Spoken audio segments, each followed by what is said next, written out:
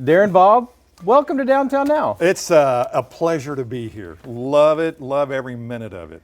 I want to go back to Illinois and the move in, 1984? 1984, just had graduated college. Yeah. And back then, radio jobs were a little bit more accessible than they are now. And there was a couple of stations that I tried to apply there near my hometown and didn't go anywhere. And so I had a pretty good relationship with my college professor. And I knew he had worked in Fort Smith for a number of years, and called him and I said, look, I'm just getting frustrated. He said, get a cassette, and for all those of you who don't know what a cassette is, it's a cassette. Right.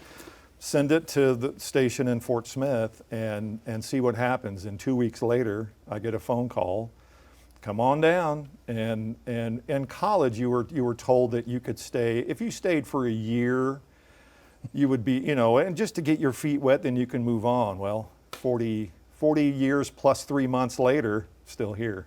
So what was the environment like when you moved from Illinois to Fort Smith? Was that a culture shock? Oh yeah, I came from a town of 13,000 and I'm moving to a town of 80 some odd thousand.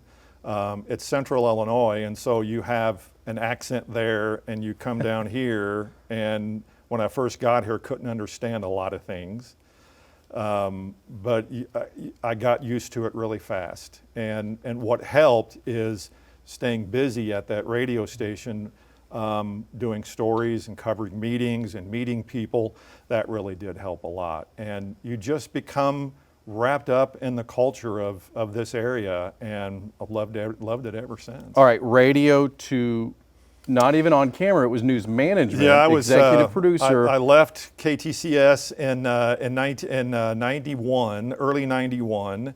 I had made a pretty good friendship with the news director here at Channel 5, and the position came open for a 5 o'clock producer and assignments manager, and I said, I'll take it. And that even was a culture shock, because at the radio station, you didn't have photographers, you didn't have other producers, you didn't have all you these were running and gunning yourself. Oh yeah, and so you had a staff now that you had to manage, and I wasn't used to that. But after about a month or two, it became secondhand, and stayed until 2000, and then went back into radio again. Having a relationship with the then news director here at Channel 5 in 2006, they had a position open for the evening anchor, and he said, I get a phone call at the DMV, I'm getting my, and he says, when can you come by? And I said, why? And he said, we need an anchor on the desk. I said, I always promised myself that if I worked at the station, I'd be behind the camera. That's a great story, but I want to know why. I wasn't comfortable, even having worked here for those 9 years. It just didn't seem comfortable to me to sit in front of the camera. I didn't think I had that look or the ability to do it. Watching Burr Edson, watching Guy Westmoreland, Donna Bragg, Bridget Bonds. I mean, all the very talented and really good anchors that I had produced for, just didn't think I was good enough to do that. And so he called me in, and I went to the studio, and I found the only sports coat I had, put it on tie to tie, looked awful, and read. And then this guy comes walking out, and he says, okay, do it again. I didn't even recognize the guy. Went back, did it again. He came back out, and turns out he was a consultant, a member of a consulting company. He said, okay, we'll get back with you. And I said, okay, great. Nice to know you guys. Good to see everybody again that I had remembered from working there before. I went back to my regular life again. 2 weeks later, called and said, when can you come back? And I said, why? And he said, because we need to have you do this. And October 31st, Halloween night, was my first live shot at a haunted house in Fort Smith. Did you ever realize that maybe you did have that itch to be on camera? After doing it, yes. And doing it on air, number one, and two, not really having to worry about all the managerial part of the newsroom. That it takes a toll when you're trying to manage a bunch of different people. One, it was easier for me to come back and do it. Second, it was harder for me to step back from that role. Because as soon as I came back, I wanted to tell everybody where to go and where to do and all that sort of thing. And news director at the time says, we have people that can do that.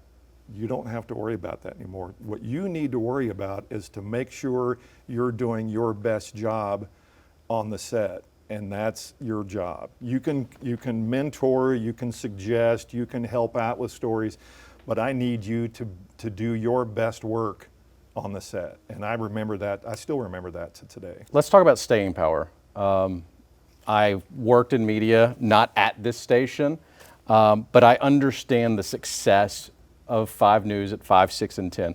I'm married to one of your former co-anchors. Yeah. Tonight we showed you how to pick out the perfect steak to cook outside for your July 4th Yeah, well, celebration. tonight in our 5 News. I like to think she was part of that. And tell getting her I that miss steak. her terribly, I will, by the way. I will do that.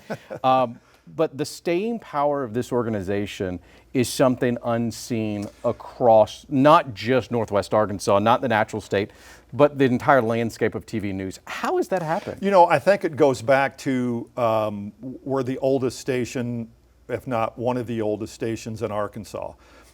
I continually hear, I remember my grandfather, when he was a kid, watched you guys, watched, John Candler and Pat Porta and all those guys that worked in the 60s and 70s.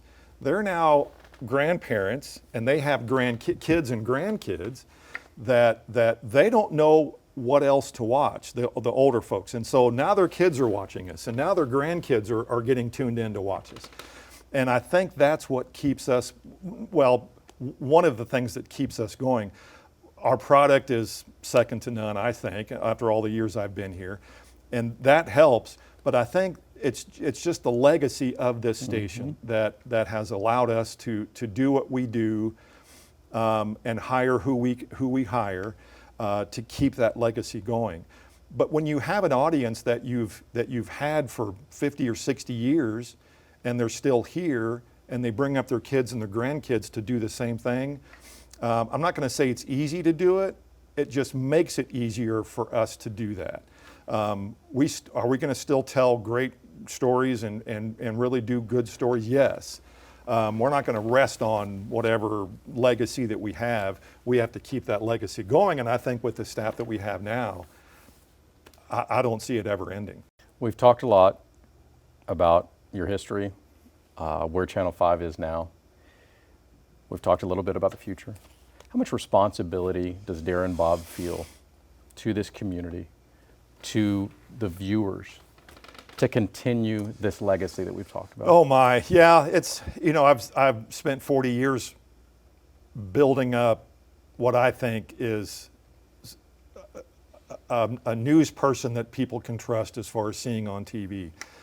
And the way we cover stories and the way I do things. I want to make sure, even though they're not my stories, I want to make sure that they are stories that are fair, that people can understand, they're concise, they're not, biased. We've always got to get both sides of the story. And I put my reputation on the line every day, and I think the whole station does as well too, that you just don't want to mess that up. And I'm Darren Bobb. 5 News reporter Lauren Spencer talked with a local. At the end of the day, I can walk out of here and think I've got the best job in the world because I'm actually doing something that I love, and I'm letting people know what's happening around them in a way that they can understand, and let them form their own opinion about what the story is. But I'm sure not going to give them one side and then here's what you guys have to know, and then that's it. That's just not good journalism. Yeah, the responsibility is just to make sure that you do the job that you're supposed to do, and do it in a way that people won't turn to go somewhere else. And I think we've done that. I think we've done that pretty well here. Just with the legacy of the other anchors. Sure. and being on, 17 years now doing this. Darren, thank you. I will give you one compliment, and it's one that I always wanted when I was a news anchor. I'm a terrible golfer. Is that it? That was not the compliment. We're still okay. waiting for that. But this is a guy who is the same guy on that desk as he is in person. Oh, yeah. Darren, thanks. Thank you much. Appreciate Appreciate it. You bet. That was awesome.